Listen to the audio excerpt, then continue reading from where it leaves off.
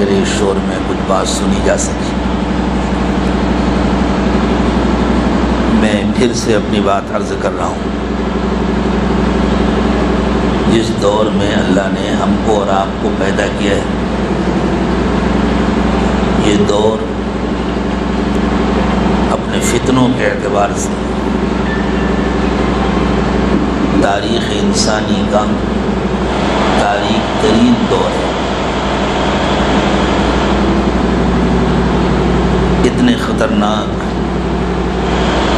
اتنے ہلاکت خیز اور اتنے طاقتور فتنے زمین پر ایک ساتھ اس سے پہلے کبھی اکٹھا نہیں ہوئے تھے۔ فتنوں کی خطرناکی کا یہ عالم ہے کہ اس زمانے میں دنیا کے دور دراز ملکوں میں بیٹھ کر لوگ گویا آمنے سامنے ہو کر ایسے ایسے گناہ کر سکتے ہیں جن کا ماضی میں وقوع کیا ممکن ہوتا، تصور ممکن نہیں تھا۔ کوئی سوچ نہیں سکتا تھا کہ ایسا بھی ہو سکتا۔ ان فتنوں کی کتنی بھی تفصیل عرض کی جائے، ہمارا جیسا آدمی تو ان سے پورے طور پر واقف بھی نہیں ہے۔ ایک عام نوجوان اس زمانے میں ہم جیسے بوڑھوں سے کہیں زیادہ ان کی تفصیلات سے واقف ہوتا ہے۔ انٹرنیٹ کتنی خطرناک چیز ہے، لیکن اصل مسئلہ یہ ہے کہ ایک ایمان والا مرد یا ایمان والی عورت جو تقوی کی زندگی گزارنا چاہتے ہیں، جو گناہوں سے اپنے آپ کو بچانا چاہتے ہیں، جو شیطان کے جال میں نہیں پھنسنا چاہتے، اس تعبیر پر غور کیجیے گا۔ میں نے عرض کیا جو شیطان کے جال میں نہیں پھنسنا چاہتے۔ نیٹ جال ہے نا، اور اندر گئے تو پھنسے، یہی تو انٹرنیٹ ہے۔ اللہ اس دجالی جال سے پوری انسانیت کی عموماً اور تمام ایمان والوں کی خصوصاً حفاظت فرمائی۔ تو جو بچنا چاہتے ہیں ان سے کوئی پوچھے کہ بچنا کتنا مشکل ہے، جو اسی میں پڑے ہیں ان کو ان فتنوں کی خطرناکی کا اتنا احساس نہیں ہے جتنا احساس ان ایمان والے مردوں اور عورتوں کو ہے، بچوں اور بچیوں کو ہے، جو ان فتنوں سے بچ کر نکلنا چاہتے ہیں۔ ادھر بارش کا زمانہ ہے، راستے میں کیچڑ ہے، اور ایک شخص چل رہا ہے، اسے کوئی پرواہ نہیں ہے، پیروں میں بھی کیچڑ لگ رہا ہے، کپڑوں میں بھی کیچڑ لگ رہا ہے، اسے کوئی پرواہ نہیں ہے، تو وہ تو آرام سے چلتا چلا جائے گا۔ لیکن ایک شخص یہ چاہتا ہے کہ میں صاف ستھرے کپڑے پہن کر نکلا ہوں، مجھے کسی فنکشن میں جانا ہے، کسی تقریب میں شریک ہونا ہے، میرے کپڑوں میں کوئی چھینٹ نہ پڑنے پائے، کوئی دھبا نہ پڑنے پائے، تو کوئی اس کے دل سے پوچھے کہ اس راستے سے گزرنا کتنا مشکل ہے۔ مشکل یہ ہے کہ زندگی کا دوسرا کوئی راستہ بھی نہیں ہے۔ ہر شخص ہر وقت اپنے گھر میں نہیں بیٹھا رہ سکتا، ہر شخص ساری زندگی مسجد میں نہیں گزار سکتا، اور اب تو فتنوں سے گھر بھی محفوظ نہیں ہے، مسجدیں بھی محفوظ نہیں ہیں، مسجدوں کی فضاؤں میں بھی فتنے ہیں۔ اگر کوئی مسجد میں بیٹھ کر کے اپنے موبائل میں نیٹ آن کرے تو وہ ساری گندگیاں جو بازار میں آتی ہیں وہاں بھی آتی ہیں نا. اس کا مطلب یہ کہ مسجد کی فضائیں بھی محفوظ نہیں رہ گئی. گھر کے اندر بیٹھ کر اپنا کمرہ بند کر کے بھی انسان ان فتنوں کی پہنچ سے اور ان کی گرفت سے باہر نہیں. تو کرے کیا بچنے کے لیے؟ اللہ نے بچنے کا حکم دیا ہے. یہ اس بات کی دلیل ہے کہ بچنا ممکن ہے. کوئی نہیں کہہ سکتا کہ بچنا ممکن نہیں، ہم نہیں بچ سکتے. اگر بچنا ممکن نہ ہوتا تو اللہ نے بچنے کا حکم نہ دیا ہوتا. اس ماحول میں بھی اگر تقوی کے ساتھ جینا ممکن نہ ہوتا تو اللہ نے اس ماحول میں تقوی کی تاکید نہ فرمائی ہوتی. رسول اللہ صلی اللہ علیہ وسلم نے پہلے ہی کہہ دیا ہوتا کہ ان حالات میں تم جو چاہو کرو، سب معاف ہے، اس لیے کہ تمہارے لیے بچنا ممکن نہیں. لیکن یہ حکم نہیں دیا گیا. اس سے معلوم ہوا کہ بچنا بالکل ممکن ہے. تھوڑا سا مشکل ضرور ہے، لیکن جو اللہ کی توفیق سے اس مشکل کو آسان کر لیتا ہے اس کو حضور اکرم صلی اللہ علیہ وسلم کے ساتھ زندگی گزارنے والوں کے برابر اجر ملتا ہے. کوئی صحابہ کی برابری کر سکتا ہے؟ اس امت کا پہلا حصہ ہے صحابہ کرام، کوئی ان کی برابری نہیں کر سکتا. صحابہ کرام کو بلا واسطہ صحبت ملی ہے نبی اکرم صلی اللہ علیہ وسلم کی. صحابہ اس امت کا پہلا حصہ ہے اور ہم لوگ تقریباً اخیر میں پیدا ہوئے. اور کتنا وقت باقی ہے اور کتنا زمانہ باقی ہے وہ تو اللہ ہی کو معلوم ہے. لیکن اندازہ یہ ہے کہ زیادہ وقت نہیں باقی، اب زیادہ زمانہ باقی نہیں. اس زمانے میں ان حالات میں جو اللہ کی توفیق سے اور اللہ کے نبی صلی اللہ علیہ وسلم کے بتلائے ہوئے کامیاب نسخے کو استعمال کر کے فتنوں سے بچ جائے گا، اسے اللہ تعالیٰ کیا درجہ دیں گے، کیا مقام و مرتبہ دیں گے، اس کا اندازہ لگائیے. مشکات المصابیح کی اس روایت سے جس میں اللہ کے نبی صلی اللہ علیہ وسلم نے ارشاد فرمایا میرے لیے یہ فیصلہ کرنا مشکل ہے کہ میری امت کا پہلا طبقہ زیادہ بہتر ہے یا آخری. پھر آپ نے مثال دیتے ہوئے فرمایا جیسے یہ طے کرنا مشکل ہے کہ بارش کا پہلا قطرہ زیادہ مفید ہے یا آخری. یہ پہلے اور آخری کا تقابل کیوں ہے؟ یہ اسی لیے ہے کہ اللہ کے نبی صلی اللہ علیہ وسلم بتلا رہے ہیں کہ فتنے تو بہت ہوں گے، بچنا بہت مشکل ہوگا، لیکن ناممکن نہیں ہوگا.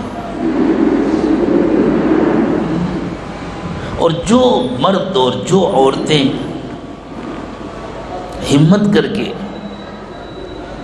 اللہ سے توفیق کی بھیک مانگ کر اللہ کی دی ہوئی توفیق سے بچ جائیں گے،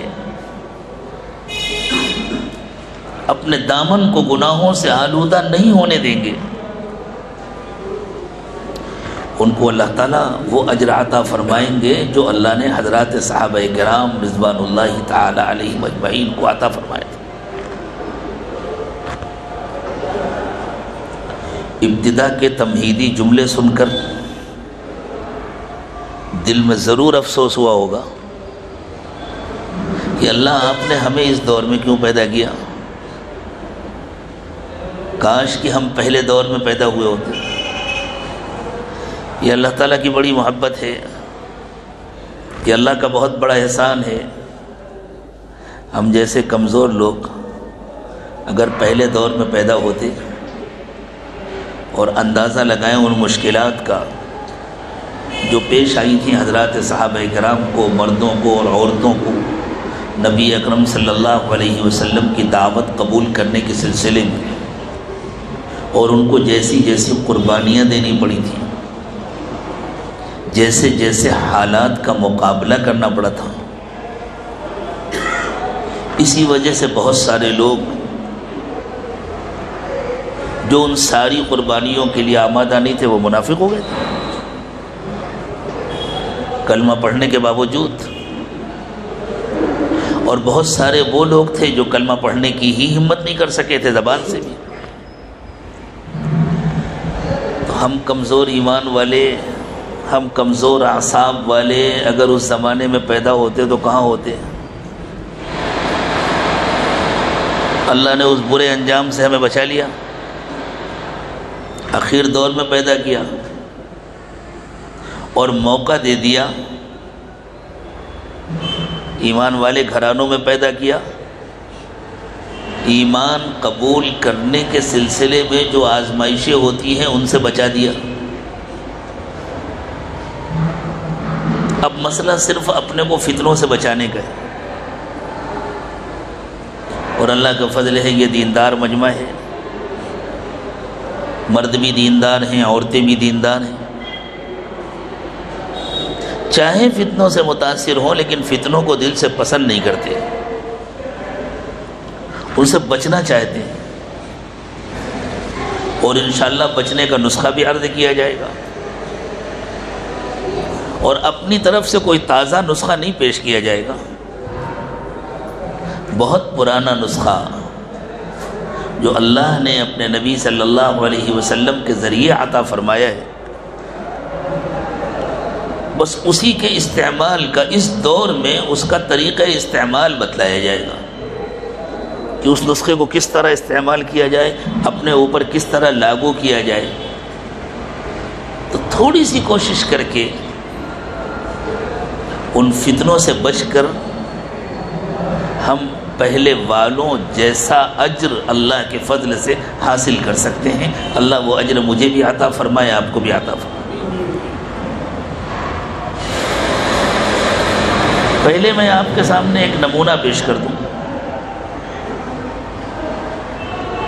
کہ اگر نسخے کا صحیح استعمال کر لیا جائے تو اس دور میں بھی فتنوں سے بچنا ناممکن نہیں ہے۔ اس وقت پوری دنیا میں جتنے فتنے ہیں ان سارے فتنوں کا مرکز کہاں ہے؟ سب کو پتہ ہے، امریکہ ہے۔ وہ ان فتنوں کا قبلہ امریکہ ہے، جیسے نیکیوں کا قبلہ مکہ مکرمہ ہے، کعبہ مشرفہ ہے، فتنوں کا قبلہ امریکہ ہے۔ ساری دنیا میں فتنے وہیں سے پھیل رہے ہیں، وہ امام ہیں، چلیں کسی چیز کی امامت تو اللہ نے ان کو بھی دی ہے، ہمیں اللہ نے جس چیز کی امامت دی تھی ہم نے اس کی ناقدری کی، ان کو اللہ تعالیٰ نے بے حیائیوں کا امام بنا دیا، برائیوں کا امام بنا دیا۔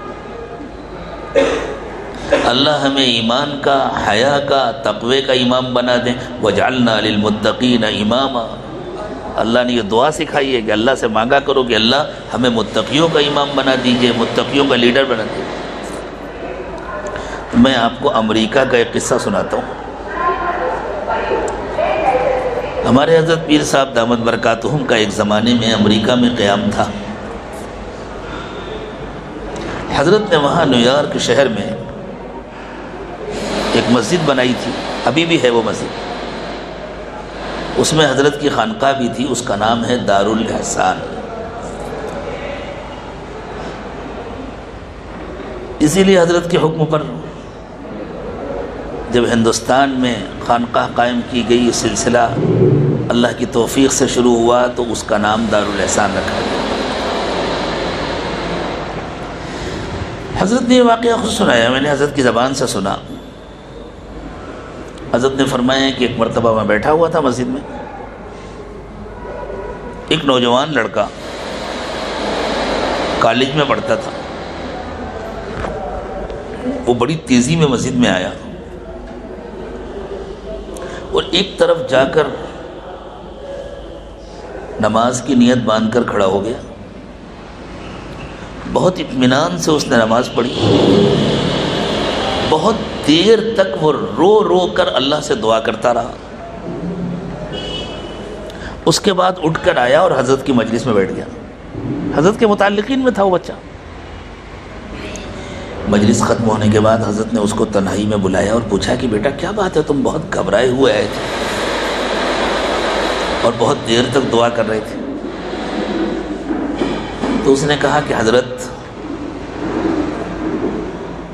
آج تو بس اللہ نے بچا لیا، ورنہ میں تباہ ہو جاتا۔ حضرت نے پوچھا کیا ہوا؟ حضرت میں جس کالج میں پڑھتا ہوں وہاں میرے ساتھ ایک امریکن گوری لڑکی بھی پڑھتی ہے، میری کلاس فیلو۔ میں تو کبھی کسی لڑکی کی طرف نظر اٹھا کے نہیں دیکھتا، وہاں تو چونکہ مخلوط تعلیم ہوتی ہے، میں نظر جھکا کر کلاس روم میں جاتا ہوں، اپنا کام کرتا ہوں، چلا آتا ہوں، دل اللہ کی طرف متوجہ رکھتا ہوں، وقوف قلبی کا اہتمام کرتا ہوں۔ یہ سارے جملے حضرت نے نہیں نقل فرمائے تھے، لیکن حضرت نے جو واقعہ سنایا اس کے اندر یہ ساری باتیں چھپی ہوئی۔ حضرت آج میں جب کلاس روم سے نکلا تو میری کلاس میٹ ایک لڑکی میرا راستہ روک کر کھڑی ہو گئی اور اس نے جیب سے چابی نکالی اور یوں کہا کہ میرے والدین ایک ہفتے کے لیے شہر سے باہر گئے ہوئے، میں اپنے گھر میں بالکل تنہا ہوں، یہ گھر کی چابی ہے، تم ایک ہفتے کے لیے میرے ساتھ چلو، ہم دونوں ساتھ میں رہیں گے۔ کھلی ہوئی گناہ کی دعوت، اور وہ بھی صنف نازک کی جانب سے۔ قرآن کہتا ہے عموماً گناہ کا داعیہ پہلے مرد کے دل میں پیدا ہوتا ہے، فَيَطْمَعَ الَّذِي فِي قَلْبِهِ مَرَضٌ۔ قرآن نے کہا جس کے دل میں بیماری ہے کہیں اس کے اندر کوئی لالچ نہ پیدا ہو جائے۔ اس جملے سے مفسرین اعظام نے یہ نتیجہ اخذ کیا ہے کہ گناہ کا داعیہ پہلے مرد کے دل میں پیدا ہوتا ہے، اور مرد کے مقابلے میں عورت میں شرم و حیا کا غلبہ زیادہ ہوتا ہے۔ اسی لیے اس زمانے میں شیطان نے سب سے زیادہ عورتوں کو بے حیا بنایا ہے تاکہ ساری رکاوٹیں خود بخود ختم ہو جائیں۔ تو گناہ کی دعوت عورت کی طرف سے۔ اس بچے نے کہا حضرت میں نے انکار کرتا رہا، وہ اصرار کرتی رہی، آدھا گھنٹہ اس نے مجھے کلاس روم سے نکلنے نہیں دیا، میرا راستہ روکے رہی، میں پریشان ہو گیا، دل سے اللہ سے مانگتا رہا کہ اللہ اس فتنے سے مجھے بچائیے، بڑی مشکل سے اس سے پیچھا چھوٹا تو میں وہاں سے بھاگتا ہوا اللہ کے گھر آیا ہوں، اور میں 2 رکعت شکر کی نماز پڑھ کر بس اللہ کا شکر ادا کر رہا تھا اور رو رہا تھا کہ اللہ آج آپ نے مجھے جہنم سے بچا لیا، ورنہ میں تو تباہ ہو جاتا، میں تو برباد ہو جاتا۔ تو اس زمانے میں اس ملک میں جو فتنوں کا مرکز ہے، اس جوانی کی عمر میں دعوت ملنے کے بعد کھلی بے حجاب بے نقاب دعوت ملنے کے بعد فتنوں سے بچنا ممکن ہے۔ اللہ نے بچا کر کے دکھایا، وہ عفت اور وہ پاک دامنی نصیب فرمائی جو اللہ کی توفیق سے سیدنا یوسف علیہ السلام کو نصیب ہوئی تھی۔ حضرت یوسف کو گناہ کی دعوت دینے والی ایک زلیخا تھی، آج تو لاکھوں نہیں کروڑوں زلیخائیں ہیں۔ آج تو عالم یہ ہے کہ آپ نیٹ آن رکھتے ہوئے اپنے موبائل میں قرآن پاک کی تلاوت کریں تو نیچے زلیخائیں گناہ کی دعوت لے کر آتی رہتی. لیکن اس دور میں بھی فتنوں سے بچنا مشکل ضرور ہے، ناممکن نہیں ہے. ہمت کرنے کی ضرورت ہے. آج یہ مجمع ہمت کر لیں کہ ہمارے سامنے جو نسخہ آئے گا اس پر انشاءاللہ عمل کریں گے، اور عمل کریں گے تو اللہ بچا دیں گے. ورنہ قبر میں تو سب کو جانا ہے، وہاں تو کوئی ساتھ نہیں آئے گا، نہ کوئی رشتہ دار ساتھ آئے گا، نہ کوئی دوست ساتھ آئے گا، نہ کوئی مرد دوست ساتھ آئے گا، نہ کوئی خاتون دوست ساتھ آئیں گی. گرل فرینڈ اور بوائے فرینڈ جو اس زمانے کی بہت خصوصی اصطلاحات ہیں، کوئی آئے گا ساتھ میں قبر میں؟ ہر ایک کو اپنے قبر میں اکیلے جانا ہے، تنہا جا کر لیٹنا ہے. ایک واقعہ میں نے پڑھا، ایک جگہ جماعت گئی ہوئی تھی پڑوس کے ملک میں. جن صاحب نے یہ واقعہ لکھا وہ خود بھی اس جماعت میں شریک تھے. کہتے ہیں مسجد کی تعلیم میں عذاب قبر کا تذکرہ ہوا تو پورے گاؤں کے لوگ چیخ چیخ کر رونے لگے. عجیب کیفیت ہو گئی ان کی. تو ان سے پوچھا گیا تو انہوں نے کہا کہ ہم نے عذاب قبر کا منظر اپنی آنکھوں سے دیکھا ہے، قبروں سے شعلے نکلتے ہوئے دیکھے، اور ہم لوگ اتنا ڈر گئے ہیں کہ عذاب قبر کا تذکرہ آتا ہے تو بس ہماری حالت خراب ہو جاتی. اللہ جب چاہتے ہیں ایسے مناظر دکھا دیتے. انہی صاحب نے واقعہ لکھا کہ ایک جگہ لوگوں نے بتلایا کہ ایک شخص کا انتقال ہوا.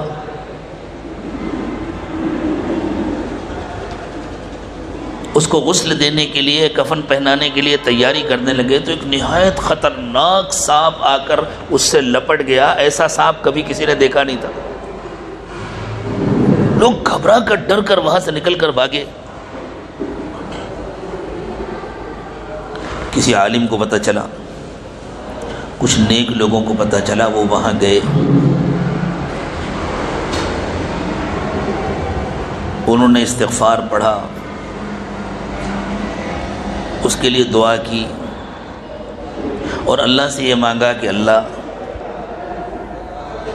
آپ کا اپنے بندے کے ساتھ جو بھی معاملہ ہے ہم کیا کہہ سکتے ہیں، آپ چاہے معاف فرما دیں چاہے سزا دیں، لیکن اللہ ہم جس کام کے مکلف ہیں، اس کو غسل دینے، اس کو کفن پہنانے، اس کی نماز جنازہ پڑھنے اور اس کو دفن کرنے کے ہم مکلف ہیں، اللہ ہمیں وہ کام کرنے کا موقع دے دیجئے. یہ دعائیں مانگی تو وہ سانپ چلا گیا، غائب ہو گیا وہاں سے.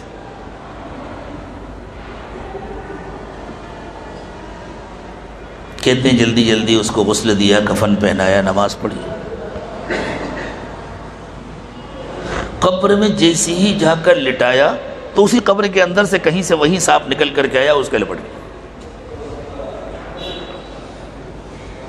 گویا یہ اشارہ دے دیا کہ اللہ کی طرف سے اب تم اپنا کام کر چکے، اب اس کا جو انجام ہے اس کو یہ خود بھگتے گا. وہ کہتے ہیں جلدی جلدی لوگوں نے مٹی ڈالی اور چلے آئے. انہی صاحب نے ایک دوسرے گاؤں کا واقعہ لکھا ہے کہ وہاں لوگوں نے بتلایا کہ غالباً کسی عورت کا انتقال ہوا. اس کو دفن کرنے کے لیے قبر کھودی گئی تو پوری قبر کے اندر بچھو بھرے ہوئے تھے. لوگوں نے یوں سمجھا کہ شاید اس جگہ پر بچھو ہوں گے پہلے سے، تو یہاں دفن کرنا مناسب نہیں. اس قبر کو بند کر دیا قبرستان میں. دوسری جگہ جا کر قبر کھودی تو وہاں بھی پورے قبر میں بچھو بھرے ہوئے تھے. اسی حال میں اس کو دفن کیا اور بند کر کے چلے. میرے دوستو اور میری عزیز بہنوں اور بیٹیوں، یہ تفریحی کہانیاں نہیں ہیں، یہ سچے واقعات ہیں۔ مقام اور گاؤں کے حوالوں کے ساتھ یہ واقعات میرے پاس محفوظ ہیں، سن کے حوالوں کے ساتھ، کس سن میں، کس علاقے میں، کس گاؤں میں کون سا واقعہ پیش آیا۔ قبر میں تو ہم کو تم کو بھی جانا ہے، اس سے تو کوئی نہیں بچ سکتا۔ اللہ ہماری تمہاری حفاظت فرمائے۔ تھوڑی دیر کی جھوٹی نفسانی اور شہوانی لذت کی خاطر ہمیشہ ہمیشہ کی تکلیف ہم مول نہ لیں۔ تھوڑی دیر اپنے آپ کو کنٹرول کر کے ہمیشہ ہمیشہ کی راحت کا سودا کر لیں،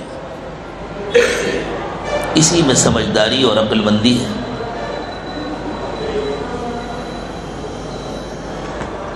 سب سے پہلا کام تو یہ کرنا پڑے گا، اگر فتنوں سے بچنا ہے،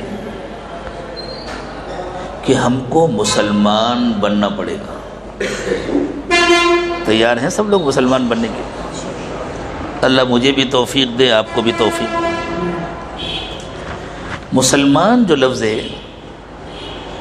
یہ تو اردو میں بگڑ کر مسلمان ہو گیا، جیسے اس زمانے کے ہم بگڑے ہوئے مسلمان ہیں، ایسے ہی ہمارا نام بھی بگڑا ہوا مسلمان ہے۔ اصل میں تو یہ عربی کا لفظ ہے مسلم، اور مسلم کا لفظ بنا ہے اسلام سے۔ اسلام کے معنی ہے دینا، سپرد کرنا، حوالے کرنا۔ ایک مثال کے ذریعے سمجھیں،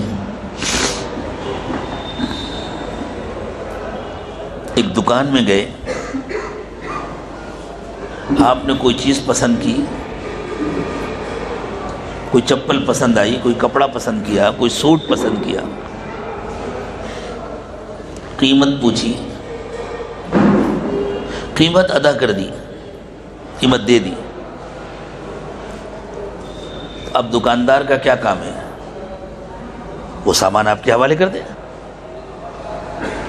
اب وہ کہے کہ صاحب سوٹ تو آپ کو دے دوں گا، میں اس کا دوپٹہ نکال لوں گا، یہ 2 پیس ہے نا، ایک شلوار کا ایک جمپر کا، میں ایک ہی پیس دوں گا، کیوں؟ میرا ہے نا، میں جو چاہوں کروں۔ کیا کہیں گی خواتین؟ تمہارا کیسے ہے؟ تم قیمت لے چکے، میرے ہاتھ بیچ چکے، اب تمہارا کیسے ہے؟ اب تو یہ میرا ہے، میں مانگ رہی ہوں میرے حوالے کرو۔ اور اگر وہ نہ دے تو آپ دوبارہ کبھی اس کی دکان پر جائیں گے، اور جب کبھی اس کا تذکرہ آئے گا آپ اس کو بے ایمان کہیں گی کہ نہیں؟ کہیں گے یا نہیں کہیں گے؟ لیکن یہی بے ایمانی تو ہم بھی کر رہے ہیں، یہی بے ایمانی تو عورتوں تم بھی کر رہی ہو۔ جب ہم نے اللہ کے ساتھ ایک سودا کر لیا، ہمیں جنت چاہیے، ہمیں مغفرت چاہیے، ہم نے کلمہ پڑھ لیا، معاہدہ کر لیا، اللہ کے ساتھ سودا کر لیا، تو اب اللہ کہتے ہیں اپنے آپ کو مکمل میرے حوالے کرو۔ اب تمہیں یہ کہنے کا حق نہیں ہے میں نماز تو پڑھتی ہوں، میں تلاوت بھی کرتی ہوں، بس جب باہر نکلتی ہوں تو مجھ سے برقع نہیں لیا جاتا۔ اور اس زمانے میں اتنی شدت تو ہو بھی نہیں سکتی، اتنی شدت مناسب بھی نہیں ہے، تمہیں کیا حق پہنچتا ہے اس تقسیم کا؟ یہ بالکل ایسے ہی ہے جیسے تم نے کسی سے سوٹ خریدا اور وہ کہے ٹھیک ہے سوٹ تو آپ نے لے لیا، پیسے دے دیے، بہت اچھی بات ہے، ایک پیس لے جائیے جمپر کا، شلوار کا چھوڑ دیجئے، میں دونوں تو نہیں دے سکتا۔ تو آپ اس کو صحیح کہیں گی کہ غلط کہیں گی؟ ایک جوڑ چپل خریدا تو وہ کہے ایک لے جائیے نا، ایک میرے یہاں رہنے دیجئے، کچھ نشانی میرے پاس بھی تو ہونی چاہیے، میں بھی تو اتنی محنت سے خرید کر لایا تھا، حیدرآباد سے لے کر کے آیا تھا، اتنے دنوں سے میں نے اپنی دکان میں رکھا ہوا ہے، اس کو سجایا ہوا تھا، اب آپ دونوں لے کر چلی جائیں گے تو یہ ڈبہ خالی ہو جائے گا، یہ خانہ خالی ہو جائے گا، یہ سب کہنے کا حق ہے اس کو؟ دوسرا کہے تو ہمیں بہت برا لگتا ہے، اور ہم اللہ سے یہی کہتے ہیں اللہ کو اچھا لگے گا؟ ہم یہی کرتے ہیں، اللہ کو پسند آئے گا ہی۔ جب کلمہ پڑھ لیا، نہیں پڑھنا نہ پڑھو، جسے جہنم میں جانے کا شوق ہو اللہ کو بھی روکنے کا شوق نہیں ہے۔ خود اللہ تعالیٰ نے اپنے نبی صلی اللہ علیہ وسلم سے ارشاد فرمایا لست علیہم بمسیطر، آپ کو ان کا نگراں نہیں بنایا گیا، الا من تولی وکفر فیعذبہ اللہ العذاب الاکبر، جو منہ موڑتا ہے اور ناشکری کرتا ہے اسے اس کے حال پر چھوڑ دیجئے، اللہ بھی اس کو کوٹ کوٹ کر بتلائیں گے سزا کس کو کہتے ہیں، ایسی سزا دیں گے کہ وہ ہمیشہ یاد رکھے۔ تو جسے کلمہ نہیں پڑھنا نہ پڑھے، لیکن الحمدللہ ہم تو کلمہ پڑھ چکے ہیں نا، اور ہم نے شعور کے ساتھ کلمہ پڑھا ہے، سمجھ بوجھ کر کلمہ پڑھا ہے، تو پھر کلمہ پڑھنے کے بعد جہنم میں کیوں جائیں؟ کلمہ پڑھنے کے بعد قبر میں کیوں جلیں؟ کلمہ پڑھنے کے بعد سانپ اور بچھوؤں کا شکار کیوں ہوں؟ کلمہ پڑھنے کے بعد اپنی قبر کو جہنم کا گڑھا کیوں بنائیں؟ کوئی سمجھدار مرد، کوئی سمجھدار عورت یہ فیصلہ کریں گے؟ اللہ ہمیں بھی سمجھداری نصیب فرمائے، اللہ ہم کو بھی برے انجام سے بچائے۔ تو جب ہم نے کلمہ پڑھ لیا تو ہم نے اللہ سے وعدہ کر لیا اپنے کو مکمل حوالے کرنے کا، اور اللہ کہتے ہیں اسی کا بدلہ جنت ہے۔ تو تمہیں جنت چاہیے، جہنم سے بچنا ہے، تو پھر اپنے کو مکمل حوالے کرو، اور اپنے کو مکمل حوالے کرنا یہی دین کی جان ہے، یہی دین کی روح ہے۔ اسی کو قرآن نے کہا ان الدین عند اللہ الاسلام، اللہ کی نظر میں دین کیا ہے، یعنی اللہ کی نظر میں دین کی حقیقت کیا ہے؟ صرف نماز پڑھ لینا، صرف روزہ رکھ لینا، اور پاسپورٹ میں بار بار عمرے اور حج کے ویزے لگوا لینا، تاکہ دیکھو بہن میں نے 7 مرتبہ عمرے کیے ہیں اور میں نے 3 مرتبہ حج کیا ہے، ہاں میرا بچہ تو جدے میں رہتا ہے نا، ہر 2 سال کے بعد مجھے بلاتا ہے عمرے کے لیے۔ یہ دین نہیں ہے، صرف عمرے کر لینا، صرف حج کر لینا، اپنے گھروں کے باہر ہادہ من فضل ربی لکھ لینا، ماشاء اللہ تبارک اللہ لکھ لینا، اور اپنے بچوں کا نام محمد اور احمد اور عبداللہ اور عبد الجبار اور عبد القہار رکھ لینا، اور مطمئن ہو جانا کہ یہ دین ہے۔ یہ دین نہیں ہے، یہ بھی دین کے کام ہیں۔ اللہ نے فرمایا دین کی جان ہے الاسلام، دین کی جان ہے، دین کی حقیقت ہے اپنے کو مکمل سپرد کرنا، یہ معنی ہے الاسلام۔ دین کی حقیقت ہے اپنے کو مکمل سپرد کرنا۔ جس نے اپنے کو مکمل سپرد کرنے کی نیت کر لی اس کی نماز دین ہے، اس کا روزہ دین ہے، اس کا حج دین ہے، اس کا عمرہ دین ہے، اس کا صدقہ، اس کی ہوئی خیرات دین ہے، ورنہ کچھ بھی دین نہیں ہے۔ سب دکھاوے کے کام ہیں، سب منافقت ہے۔ اللہ منافقت سے میری آپ کی سب کی حفاظت فرمائے، اللہ دکھاوے سے میری آپ کی سب کی حفاظت فرمائے۔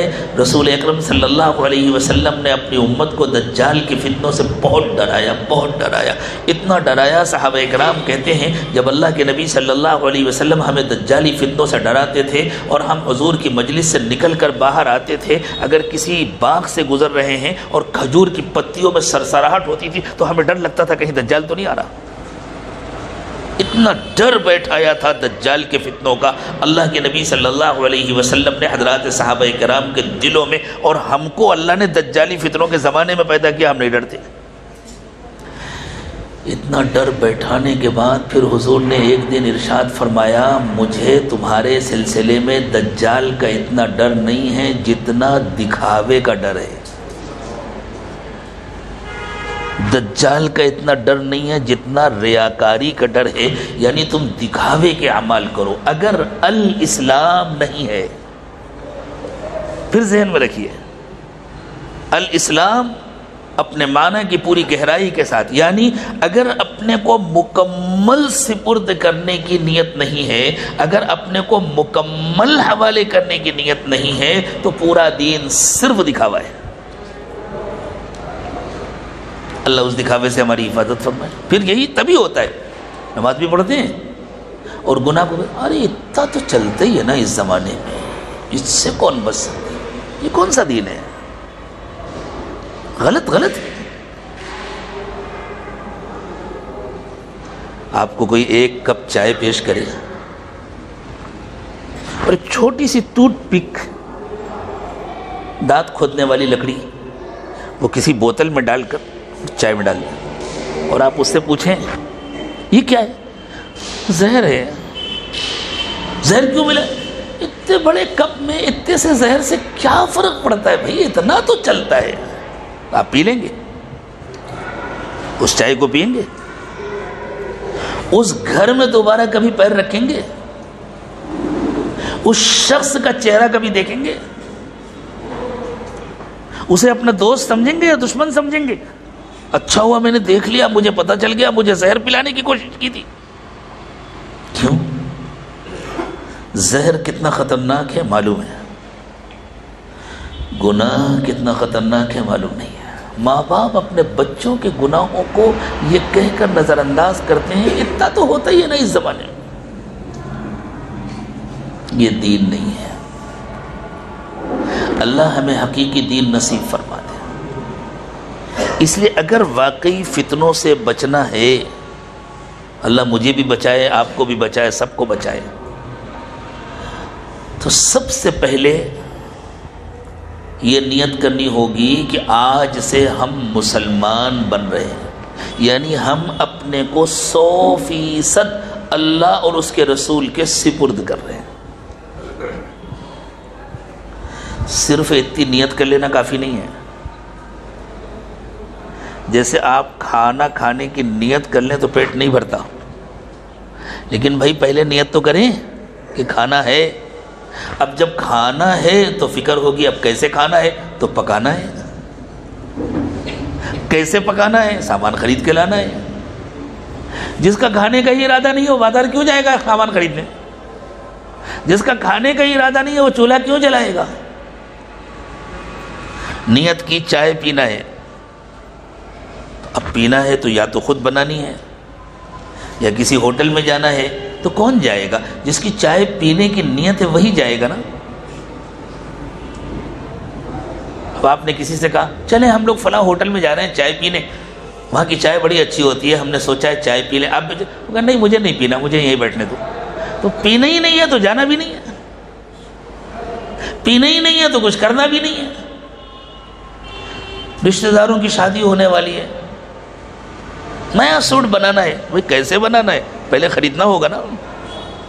تو چونکہ بنانے کی نیت ہے اب بازار جائیں گے۔ بالکل اسی طرح صرف اس نیت سے کہ ہم اپنے کو حوالے کر رہے ہیں پورا کام نہیں ہوگا، لیکن جو نیت کرے گا وہی تو آگے کام کر سکے گا۔ جس کی نیت ہی نہیں ہے وہ کہے گا ہمیں ضرورت ہی نہیں کچھ سننے کی، ہمیں ضرورت ہی نہیں کچھ کرنے کی، ہم جیسے ہیں بہت اچھے ہیں، ہم جیسے ہیں ہمارے حال میں رہنے دو۔ تو سب سے پہلے نیت کر لیں، کر لی نا انشاءاللہ نیت۔ اللہ مجھے بھی توفیق دے، آپ سب مردوں کو توفیق دے، تمام عورتوں کو توفیق دے، جو بڑی عمر کی ہیں ان کو بھی، جو چھوٹی عمر کی ہیں ان کو بھی، اس لیے کہ جس طرح چھوٹی ہو یا بڑی، پیدائش میں تو سب برابر ہیں نا کہ سب پیدا ہوئی ہیں، موت میں بھی سب برابر ہیں، سب کو دنیا سے جانا ہے، سب کو مرنا ہے، سب کو قبر میں جانا ہے، سب کو اللہ کے پاس حاضر ہونا ہے، سب کو حساب دینا ہے، اس لیے سب نیت کر لیں۔ اب جب نیت کر لی کہ ہمیں اپنے کو اللہ کے حوالے کرنا ہے، بلکہ کر دیا اپنے کو حوالے آج سے، تو اب کیا کرنا پڑے گا کہ ہم اس نیت کے تقاضوں کو پورا کر سکیں، اس نیت کے مطابق زندگی گزار سکیں؟ تو اللہ کے نبی صلی اللہ علیہ وسلم نے بتلایا کہ دیکھو تمہاری پوری زندگی کو، تمہارے پورے جسم کو، زندگی میں جتنے اعمال ہوتے ہیں ان کا تعلق ہمارے جسم سے ہی ہوتا ہے نا. کچھ چیزیں ہمارے دیکھنے کی ہیں تو آنکھ سے تعلق ہے، آنکھ بھی جسم کا حصہ ہے. کچھ باتیں ہمارے سننے کی ہیں، کان سے تعلق ہے، کان بھی ہمارے جسم کا حصہ ہے. کچھ باتیں ہمارے سوچنے اور سمجھنے کی ہیں، ان کا دماغ سے تعلق ہے، دماغ بھی ہمارے جسم کا حصہ ہے.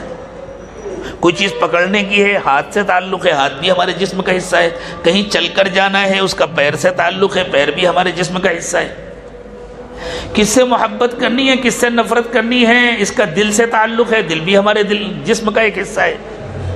اور خدا نہ خواستہ کوئی گناہ کا کام کرتا ہے جسمانی قربت میں، کوئی حلال طریقے پر جسمانی قربت کے ذریعے سے اپنی خواہشات کو پورا کرتا ہے، وہ بھی تو جسم کا ہی ایک حصہ ہے نا. ہماری پوری زندگی ہمارے جسم سے جڑی ہوئی ہے، اور ہمارے پورے جسم کا کنٹرول دل کے ہاتھ میں ہے. اگر دل ٹھیک ہو جائے تو پورا جسم ٹھیک ہو جائے. جیسے آپ کو سفر کرنا ہے، آپ کی گاڑی میں 4 پہیے ہیں، انجن کا کنٹرول، اسٹیئرنگ کا کنٹرول سب کس کے ہاتھ میں ہے؟ ڈرائیور کے ہاتھ میں ہے. 5 لوگ سفر کر رہے ہیں تو جس کو اچھی ڈرائیونگ آتی ہے اسی کو ڈرائیونگ سیٹ پر بیٹھاتے ہیں نا. ایسا نہیں جس سے زیادہ محبت ہے اس کو بیٹھا دیں. یہ میرا بہت پرانا دوست آیا ہے، چلو تم چلو. وہ کہے نہیں مجھے تو ڈرائیونگ آتی. ارے نہیں آتی تو کیا ہوا، دوستی اتنی پرانی ہے، چلو تم ہی بیٹھ جاؤ. کوئی دیتا ہے، گاڑی حوالے کرتا ہے. کیوں؟ اس لیے کہ موت و زندگی کا دار و مدار ڈرائیور پر ہے.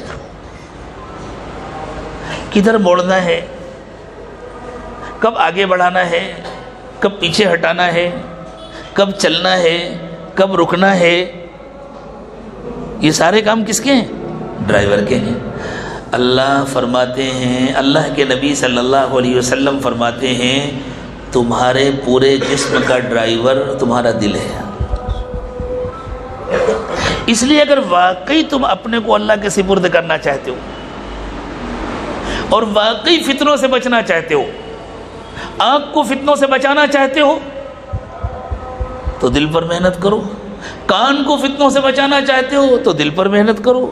زبان کو فتنوں سے بچانا چاہتے ہو تو دل پر محنت کرو. ہاتھ اور پیر کو فتنوں سے بچانا چاہتے ہو تو دل پر محنت کرو.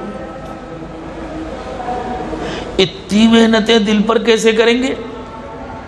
عورتیں کہیں گی ہم دل پر اتنی محنت کریں گے تو کچن میں کھانا کون بنائے گا؟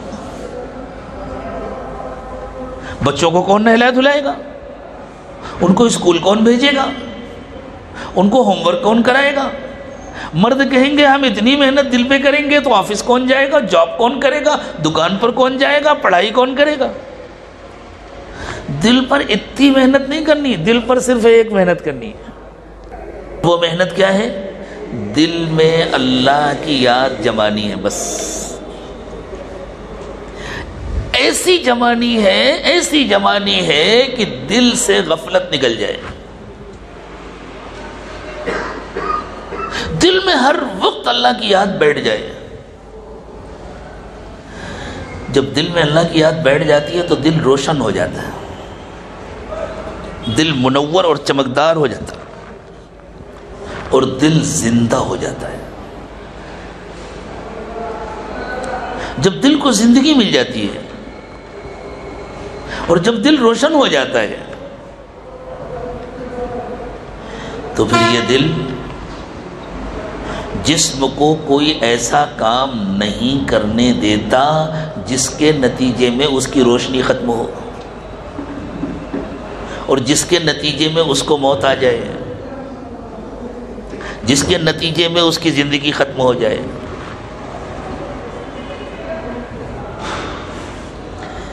دل کو روشن کر لینا،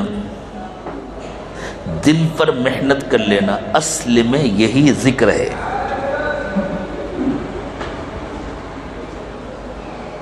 زبان سے اللہ کا نام لینا یہ ذکر کا ایک طریقہ اظہار ہے، یہ کامل ذکر نہیں ہے. دل میں اللہ کی یاد کا بس جانا یہ کامل ذکر ہے. جب دل میں اللہ کی یاد بس جائے گی تو نگاہوں کو غیر محرموں سے بچانا یہ آنکھوں کا ذکر ہے، کانوں کو گناہ کی باتیں سننے سے بچانا یہ کان کا ذکر ہے، زبان کو نافرمانی سے بچا کر فرما برداری کے بول بولنا یہ زبان کا ذکر ہے، ہاتھوں کو غلط پکڑنے سے بچانا اور صحیح پکڑ کے لیے استعمال کرنا یہ ہاتھوں کا ذکر ہے، صحیح مقام پر چل کر جانا یہ پیروں کا ذکر ہے، پورا جسم ذکر میں لگ جاتا ہے۔ پھر زندگی کا ہر عمل عبادت بن جاتا ہے اور زندگی کا ہر عمل ذکر بن جاتا ہے۔ دل کا مزاج یہ ہے کہ دل ہمہ وقت کام کرتا ہے، دل جز وقتی کام نہیں کرتا، دل کبھی چھٹی نہیں لیتا، جب تک دل زندہ رہتا ہے ہر وقت کام کرتا ہے۔ آپ دیکھیں ہماری آنکھیں ہمہ وقت کام نہیں کرتی، سوتے ہوئے بند ہو جاتی، اور جاگتے ہوئے بھی آپ چاہیں تو آنکھیں بند کر لیں، نہیں دیکھتی۔ کان ہمارے ہر وقت کام نہیں کرتے، آپ بند کرنا چاہیں تو ان کو بند کر سکتے ہیں۔ دماغ بھی ہمارا ہر وقت کام نہیں کرتا، آرام کرتا ہے۔ دل ہر وقت کام کرتا ہے، پوری زندگی میں ایک لمحے کے لیے بھی دل توقف نہیں کرتا، اپنے کام سے نہیں رکتا، اور اگر رک جائے تو کیا ہوتا ہے کسی کو بتلانے کی ضرورت ہے؟ اگر دل اپنے کام سے رک جائے، آنکھ خراب ہو جائے، کام کرنا بند کر دے، آدمی اندھا ہو جائے گا لیکن زندہ رہے گا۔ کان خراب ہو جائے، انسان بہرا ہو جائے گا لیکن زندہ رہے گا۔ ہاتھ خراب ہو جائے، لولا ہو جائے گا لیکن زندہ رہے گا۔ پیر خراب ہو جائے، لنگڑا ہو جائے گا لیکن زندہ رہے گا۔ پیٹ خراب ہو جائے، معدہ خراب ہو جائے، بیمار ہو جائے، بستر پر پڑا رہے، فالج ہو جائے، دماغ خراب ہو جائے، پاگل ہو جائے، پھر بھی زندہ رہے گا۔ دل اپنے کام سے رک جائے تو کوئی زندہ رہ سکتا ہے؟ بچہ جب ماں کے پیٹ میں 4 مہینے کا ہوتا ہے، اس وقت دل کی دھڑکن شروع ہوتی ہے، آخری سانس تک دل مستقل کام کرتا ہے، ایک لمحے کے لیے بھی نہیں رکتا۔ یہ دل کی جسمانی زندگی ہے۔ ذکر کثیر کے معنی یہ ہے کہ جب ذکر کی برکت سے دل روشن ہو جاتا ہے اور زندہ ہو جاتا ہے، تو پھر دل جب تک زندہ ہے ہر وقت اللہ کو یاد کرتا رہتا ہے۔ یہ دل کا مزاج ہے، اور جسمانی دل موت پر رک جاتا ہے، اس کی زندگی ختم ہو جاتی ہے۔ روحانی دل کبھی نہیں مرتا۔ اس لیے ایک مرتبہ جب وہ ذاکر ہو جاتا ہے تو اس کا ذکر کبھی نہیں بند ہوتا۔ یہ معنی ہے ذکر کثیر کے، یا ایھا الذین آمنوا اذکروا اللہ ذکرا کثیرا۔ جن مردوں نے، جن عورتوں نے، جن بچوں نے، جن بوڑھوں نے، جن بچیوں نے، جن عورتوں نے، ماؤں نے، بہنوں نے اپنے دل پر اس طرح محنت کر لی کسی مرشد کامل کی تربیت کے نتیجے میں، اس دور میں بھی ان کے لیے اپنے آپ کو گناہوں سے بچانا اتنا ہی آسان ہو گیا جتنا مصر میں حضرت یوسف علیہ السلام کے لیے اپنے کو گناہ سے بچانا آسان تھا۔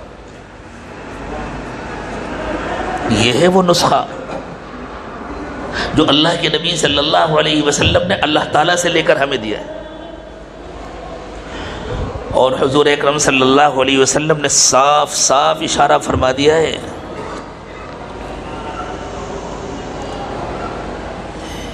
کہ دل کے ذاکر بنے بغیر کوئی عبادت نہیں ہوتی۔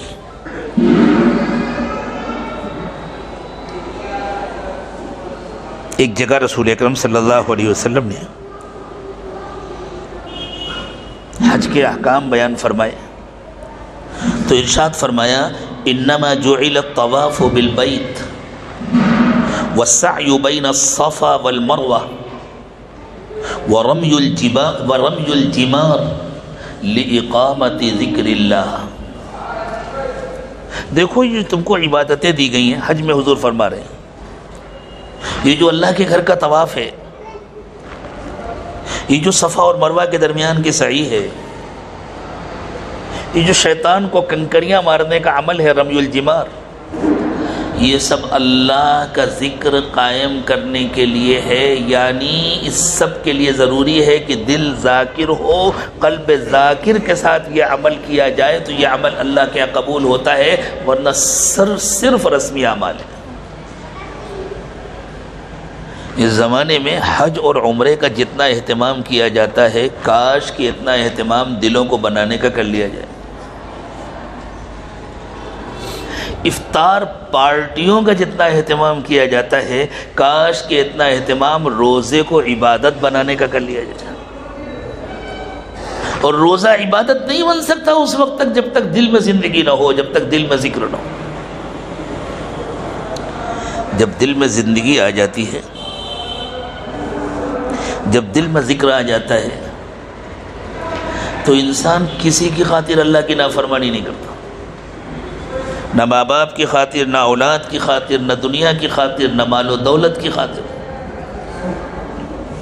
اللہ تعالیٰ نے ارشاد فرمایا سورۃ المنافقون میں، یا ایھا الذین آمنوا لا تلہکم اموالکم ولا اولادکم عن ذکر اللہ۔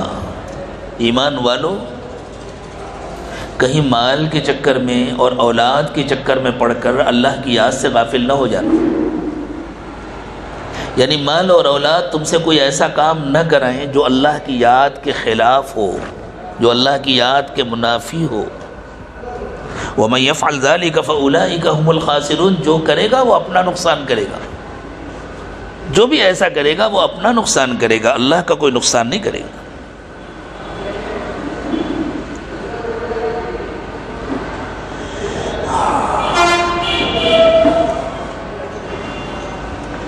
جس وقت کوئی بندہ کسی دشمن سے جنگ کر رہا ہو، اور پرانے زمانے کی جو جنگ ہوتی تھی وہ چھپ کے نہیں ہوتی تھی، اس زمانے میں تو چھپ کر حملے کیے جاتے ہیں، ہوائی جہازوں میں بیٹھ کر حملے کیے جاتے ہیں، بٹن دبا کر ریموٹ سے کنٹرول کر کے حملے کیا۔ پہلے تو بالکل آمنے سامنے مقابلہ ہوتا تھا، برچھوں کے ذریعے سے، تلواروں کے ذریعے سے، اور ذرا نظر چوکی اور جان گئی۔ لیکن دل تو اس وقت بھی ساتھ میں ہوتا تھا نا، زندہ ہے تو زندہ ہے، مردہ ہے تو مردہ ہے۔ تو اللہ کے نبی صلی اللہ علیہ وسلم نے فرمایا جس کا دل زندہ ہوتا ہے اس وقت بھی اس کا دل اللہ کی یاد سے غافل نہیں ہوتا۔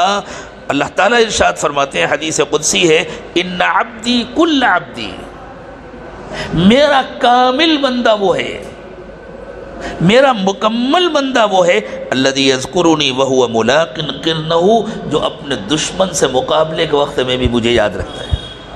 یہ یاد زبان سے نہیں ہوتی، یہ یاد دل سے ہوتی ہے۔ اس سلسلے میں اور بھی چند باتیں عرض کرنے کا ارادہ تھا، لیکن چونکہ وقت کم ہے اور جتنا اللہ کی توفیق سے عرض کیا گیا، انشاءاللہ آج کی ملاقات کے لیے اتنا کافی ہے۔ تو ہم سب نیت کر لیں، اب اپنے دلوں پر محنت کرنی۔ یہ ذکر و مراقبے کا اہتمام اسی لیے کرایا جاتا ہے، یہ معمولات کی پابندی اسی لیے کرائی جاتی ہے تاکہ ہمارے دل کی غفلت دور ہو جائے، دل میں زندگی آ جائے، دل ذاکر ہو جائے۔ اور جب دل میں زندگی آ جاتی ہے تو دل ہی پورے جسم کا ڈرائیور ہے۔ رسول اکرم صلی اللہ علیہ وسلم نے ارشاد فرمایا، الا ان فی جسدکم لمضغہ اذا صلحت صلح الجسد کلہ واذا فسدت فسد الجسد کلہ الا وہی القلب۔ دیکھو تمہارے جسم کے اندر ایک گوشت کا ٹکڑا ہے، وہ درست ہو جائے تو پوری زندگی درست ہو جاتی ہے، وہ بگڑ جائے تو پوری زندگی، پورا جسم بگڑ جاتا ہے، یعنی پوری زندگی بگڑ جاتی ہے، جیسا کہ ابھی تھوڑی دیر پہلے عرض کیا گیا کہ پوری زندگی جسم سے جڑی ہوتی ہے۔ تو پورے جسم کے سدھرنے کا مطلب پوری زندگی کا سدھرنا ہے، اور پورے جسم کے سدھرنے کا مطلب پوری زندگی کا بگڑنا، پورے جسم کے بگڑنے کا مطلب پوری زندگی کا بگڑنا ہے۔ پھر حضور نے فرمایا وہ تمہارا دل ہے۔ تو نسخہ مشکل تو نہیں ہے نا، بہت زیادہ کام بھی نہیں ہے۔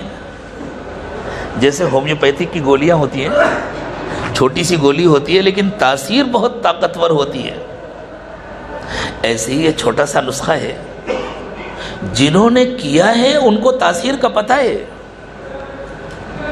جنہوں نے نہیں کیا وہ اب کر کے دیکھیں، اس کو استعمال کر کے دیکھیں۔ اس کے لیے سب سے پہلے نیت کرنی پڑتی ہے۔ یہ نیت کر لینا کہ اب ہم گناہوں کو چھوڑ رہے ہیں، اب نیکی تقوی کی زندگی گزاریں گے، اور فلاں کو اپنا رہبر تسلیم کر کے اس کے مشورے کے مطابق زندگی گزاریں گے۔ یہی بیعت کی حقیقت ہے۔ یہ پہلا قدم ہے، تو بیعت کے کلمات پڑھ کر کے، سچی توبہ کر کے، اور پھر معمولات کی پابندی شروع کر کے دیکھیں اللہ تعالیٰ کتنا آسان کر دیتے ہیں۔ جیسے ایک آدمی گاڑی چلا رہا ہے، جس کو نہیں آتا چلانا، اسے پتہ نہیں ہے، وہ سمجھتا ہے یہ گاڑی دھیرے دھیرے چل رہی تھی، اچانک تیز کیسے ہو گئی؟ یہ ڈرائیور تو وہیں بیٹھا ہوا ہے، تو پیچھے گیا نہیں دھکا لگانے کے لیے، اس بیچارے کو کیا معلوم اسے دھکا تھوڑی لگانا ہے، ایک گیئر چینج کرنا ہے، ذرا ایکسیلیٹر کا دباؤ بڑھانا ہے، خود بخود تیزی آ جائے گی گاڑی۔ اور اتنی تیز چل رہی تھی، اچانک رک کیسے گئی؟ بس ذرا سا بریک کے اوپر دباؤ دینا ہے، خود بخود رک جائے گا۔ بالکل اسی طرح جب دل بن جاتا ہے تو جہاں تیزی چاہیے وہاں رفتار میں تیزی آ جاتی ہے، اور جہاں رکنے کی ضرورت ہے وہاں بریک لگ جاتی ہے۔ چونکہ فتنے بہت زیادہ ہیں، شیطان کو بہت چھوٹ ملی ہوئی ہے، اس لیے اللہ کی رحمت بھی بہت بڑھی ہوئی ہے۔ جو بچنا چاہتا ہے اللہ اس کے لیے بچنا بہت آسان کر دیتے ہیں، جو نہیں بچنا چاہتا اس کے لیے فتنوں میں پڑنا بہت آسان ہے۔ جو نہیں بچنا چاہتا، جو صحیح نسخہ نہیں اختیار کرتا، اس کے لیے بچنا، کوشش کرنے کے باوجود بچنا جتنا مشکل ہے، صحیح نسخہ استعمال کر لینے کے بعد فتنوں میں پڑنا اتنا ہی مشکل ہو جاتا ہے، بچنا بہت آسان ہو جاتا ہے۔ اللہ مجھے بھی بچا دے، آپ کو بھی بچا دے۔ اس لیے بالکل سچی پکی نیت سے آج اپنے کو 100% اللہ اور اس کے رسول کے حوالے کرنے کی نیت سے، یعنی آج حقیقت میں مسلم بننے کی نیت سے، اور اپنی زبان میں مسلمان بننے کی نیت سے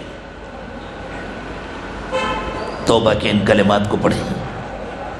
جن کا بیعت کرنے کا ارادہ ہے وہ ساتھ میں بیعت کی بھی نیت کریں، اور اس کے بعد جو معمولات بتلائے جائیں گے ان معمولات کی پابندی کریں، اپنے حالات کی برابر اطلاع کریں، اور پھر اپنی زندگی میں تبدیلی خود اپنے آنکھوں سے دیکھیں۔ آپ کو خود نظر آئے گا، آپ کے گھر والوں کو نظر آئے گا، آپ کے جاننے والوں اور تعلق والوں کو دکھائی دے گا کہ زندگی کیسے بدلے۔ ان کلمات کو ساتھ ساتھ پڑھیں، خواتین آہستہ آواز میں پڑھیں، مرد ہلکی آواز میں ساتھ ساتھ پڑھیں۔ بسم اللہ الرحمن الرحیم، لا الہ الا اللہ محمد الرسول اللہ صلی اللہ علیہ وسلم، آمنت باللہ وملائکتہ وکتبہ ورسلہ والیوم الآخر والقدر خیرہ وشرہ من اللہ تعالی والبعث بعد الموت، آمنت باللہ کما ہوا بأسمائہ وصفاتہ وقبلت جمیع احکامہ، اشہد ان لا الہ الا اللہ واشہد ان محمدا عبدہ ورسولہ، استغفر اللہ ربی من کل ذنب واتوب الیہ برحمتک یا ارحم الراحمین۔ اللہ تعالیٰ اس توبہ کو قبول فرما لے، ہم سب کو استقامت نصیب فرمائے۔ ہمارے بزرگوں نے جو معمولات بتلائے ہیں ان کو غور سے سنیں۔ معمولات ہلکے پھلکے ہیں لیکن ان کا نفع بہت ہے، پابندی کے ساتھ کریں، گناہوں سے بچنے کی کوشش کرتے ہوئے کریں، اللہ تعالیٰ مدد فرمائیں گے۔ صبح و شام کی تسبیحات پڑھا کریں، ایک تسبیح استغفار کی، استغفر اللہ ربی من کل ذنب واتوب الیہ، ایک تسبیح درود شریف کی، اللہم صلی علی سیدنا محمد وعلی آل سیدنا محمد وبارک وسلم۔ روزانہ قرآن پاک کی تلاوت کریں، چلتے پھرتے اٹھتے بیٹھتے ہر وقت دل میں اللہ کا دھیان رکھیں، اور روزانہ صبح شام کم از کم 15-20 منٹ پابندی سے مراقبہ کریں۔ مراقبہ نام ہے دل سے اللہ کو یاد کرنے، بلکہ اللہ کی یاد میں کھو جانے کا نام مراقبہ ہے۔ اس کا طریقہ یہ ہے کہ آنکھیں بند کر لیں، سر کو جھکا لیں، دنیا اور دنیا میں جو کچھ بھی ہے اس سب سے ہٹ کٹ کر اللہ کی یاد میں کھو جائیں اور یہ نیت کریں کہ اللہ کی رحمت آ رہی ہے، میرے دل میں سما رہی ہے، میرے دل سے گناہوں کو دھو رہی ہے، اور میرا دل کہہ رہا ہے اللہ اللہ اللہ۔ زبان سے اللہ اللہ نہیں کہنا، بس یہ نیت کرنا ہے کہ دل اللہ اللہ کہہ رہا ہے، میں سن رہا ہوں۔ عورتیں نیت کریں کہ میں سن رہی ہوں، اور کم از کم مہینے میں ایک مرتبہ واٹس ایپ کے ذریعے اپنے شیخ کو اپنے حالات کی اطلاع کریں۔ جب بھی حالات لکھیں تو اپنا نام اور اپنے شہر کا نام ضرور لکھیں تاکہ پتہ چلے۔ اب انشاءاللہ تھوڑی دیر مراقبہ کریں گے۔ مراقبے سے پہلے آپ ایک اعلان سماعت فرمائیں۔ اچھا ادھر کرنا۔ یہ ہمارے ایک دوست ہیں، ایسے موقعوں پر دینی کتابیں لے کر کے آتے ہیں تاکہ گھروں میں پڑھی جائیں اور لوگوں کا فائدہ ہو۔ آج کے موضوع سے متعلق بہت اہم کتاب ہے، میرے شیخ و مرشد حضرت مولانا پیر ذوالفقار احمد صاحب نقشبندی دامت برکاتہم کی بہت ہی اہم کتاب ہے۔ نہ معلوم کتنے مردوں اور عورتوں کی زندگی اللہ نے اپنے فضل سے اس کتاب کی برکت سے بدل دی ہے۔ کتاب کا نام ہے حیا اور پاک دامنی، مردوں کے لیے عورتوں کے لیے دونوں کے لیے یکساں مفید ہے۔ یہ کتاب ابھی انشاءاللہ دعا کے بعد آپ کو مل جائے گی، جو حضرات لینا چاہیں لے لیں، خواتین بھی منگانا چاہیں تو بچوں کے ذریعے یا کسی ذریعے منگا لیں۔ دوسری کتاب ہے مقام درود شریف، کہ اللہ کے نبی صلی اللہ علیہ وسلم کو جو درود و سلام کا تحفہ بھیجا جاتا ہے اس کے کیا کیا طریقے ہیں، کون کون سے صیغے ہیں، کیا کیا فائدہ ہوتا ہے، دنیا اور آخرت میں کیسے نفع ہوتا ہے، یہ دوسری کتاب ہے۔ یہ بھی ایک بڑے اللہ والے حضرت شیخ زکریا رحمۃ اللہ علیہ کے بڑے ممتاز خلیفہ حضرت مولانا کیا نام ہے مکی صاحب، مولانا عبدالحفیظ مکی صاحب رحمۃ اللہ علیہ کی لکھی ہوئی کتاب ہے۔ دونوں کتابیں بہت اہم ہیں، آپ حاصل کر سکتے ہیں۔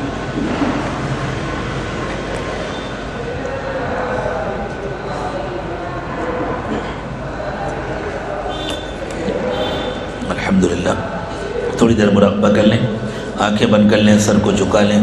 دنیا اور دنیا میں جو کچھ بھی ہے اس سب سے ہٹ کٹ کر اللہ کی یاد میں کھو جائیں اور یہ نیت کریں کہ اللہ کی رحمت آ رہی ہے، میرے دل میں سما رہی ہے، میرے دل سے گناہوں کو دھو رہی ہے، اور میرا دل کہہ رہا ہے اللہ اللہ اللہ۔ زبان سے اللہ اللہ نہ کہیں، بس دل اللہ اللہ کہہ رہا ہے، اس کو سننے کی کوشش کریں۔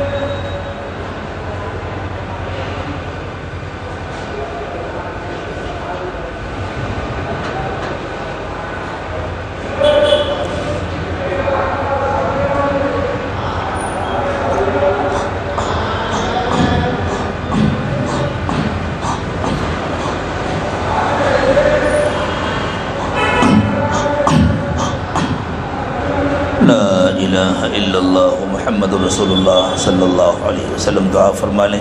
سبحان ربی العلی الاعلی الوہاب، اللہم صلی علی سیدنا محمد وعلى آل سيدنا محمد وبارك وسلم۔ ربنا ظلمنا انفسنا وان لم تغفر لنا وترحمنا لنكونن من الخاسرین۔ پروردگار عالم، ہم آپ کے عاجز اور کمزور بندے اور بندیاں ہیں، ہمارے حال پر رحم فرما دیجیے اللہ، ہمارے دلوں کی گندگی دور فرما دیجیے اللہ، ہمارے دلوں کو ذکر نصیب فرما دیجیے اللہ، دلوں کو زندہ کر دیجیے اللہ، دلوں کی ظلمت و تاریکی دور فرما دیجیے اللہ، دلوں کی ظلمت و تاریکی دور فرما دیجیے اللہ۔ اس زمانے میں ہم اپنی مرضی سے تو نہیں پیدا ہوئے اللہ، جب اس فتنے بھرے زمانے میں آپ نے ہمیں پیدا فرمایا ہے اور آپ نے ہمیں تقوی کا حکم بھی دیا ہے، تو اللہ ہمارے لیے تقوی آسان بنا دیجیے اللہ، ہمارے لیے تقوی آسان بنا دیجیے اللہ، ہمارے لیے نیکیاں آسان کر دیجیے، گناہوں کو مشکل کر دیجیے اللہ گناہوں کو مشکل کر دیجئے، اللہ جو مکروہات طبعیہ، جو مکروہات شرعیہ ہیں ان کو مکروہات طبعیہ بنا دیجئے،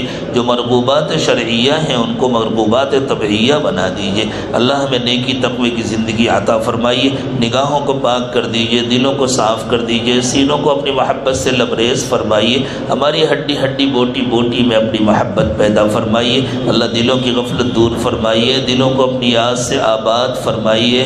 اللہ ہمارے دلوں کو زندہ کر دیجئے، روشن کر دیجئے، ہمارے انگ انگ سے روے روے سے اپنا ذکر جاری فرمائیے۔ اللہ مردوں کو بھی قبول فرما لیجئے، عورتوں کو بھی قبول فرما لیجئے، سب کو اپنی مرضیات پر چلا دیجئے۔ اللہ نامرضیات سے بچا دیجئے، نفس اور شیطان کے فتنوں سے حفاظت فرمائیے۔ اللہ ہماری بہنوں کی، ہماری بچیوں کی، ہماری بیٹیوں کی، بھانجیوں اور بھتیجیوں کی اللہ سب کی حفاظت فرمائیے۔ اللہ سب کو نیکی کی توفیق عطا فرمائیے۔ اللہ سب کو گناہوں سے بچا دیجئے، ناجائز اور حرام تعلقات سے بچا دیجئے۔ اللہ کامل شرعی پردہ کرنے کی توفیق عطا فرمائیے۔ اللہ مردوں کو، عورتوں کو، سب کو ہر وقت اپنی یاد نصیب فرمائیے، اپنا دھیان نصیب فرمائیے۔ اللہ موت کے وقت ہمیں کامل ایمان کی موت نصیب فرمائیے۔ اللہ اچھی زندگی، اچھی موت، اچھا انجام نصیب فرمائیے۔